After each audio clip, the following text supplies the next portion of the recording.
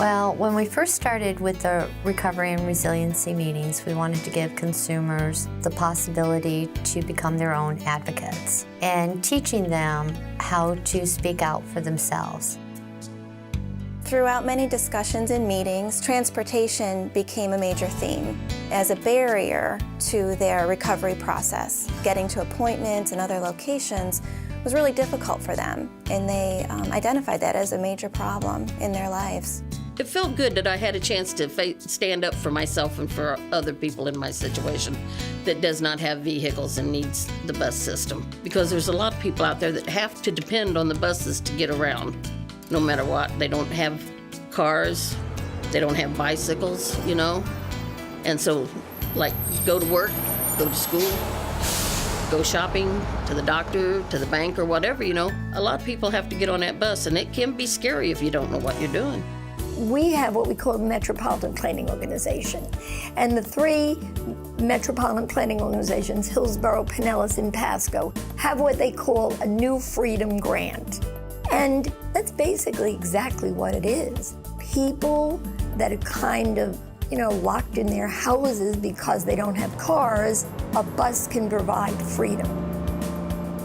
When I heard about this New Freedom Grant and knew the quality of the work that Baycare does, it was a no-brainer. And we have someone that comes to their house, they sit down and decide where they want to go, and typically we want it to be something fun, something enjoyable, and we put together a very personalized transportation plan that teaches them how many buses they have to take and how they're going to get from point A to point B. They taught me how to do it and who to go see to do it and what I would need to be able to get it. The things that I'd need to take with me, like my Medicare card, my driver's license, the money for the bus pass is the main thing. But yeah, they taught me all of that.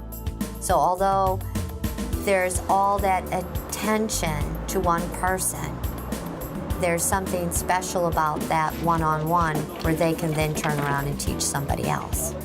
The project has progressed amazingly. We have exceeded all of our goals. We've trained over 2,300 people and provided outreach to over 600 different community locations and stakeholders. We have sponsored a legislative Ride the Bus Day where we spent 3 different days touring with local leaders on our public transportation system so that they could get a first-hand look at the experience and understand some of the things that our program does to help people. For me, it was a pretty eye-opening experience because I saw people going to work and that was really their only form of transportation. And so I also experienced some of the holes that we have in our particular system. I sat next to a lady who worked at one of the restaurants in the Golfview Square Mall. And so she was very constrained as to A, where she could work, and B, where she could live, because she was dependent on that transportation. So I certainly saw things from a different point of view, no question. If they really want to learn it and are desperate enough to learn it, they will, and they will notice that they have got a big advantage from it. They can get where they need to go. They've got a new freedom by being able to ride the bus anytime they want to and go anywhere they want to. That is a really big freedom.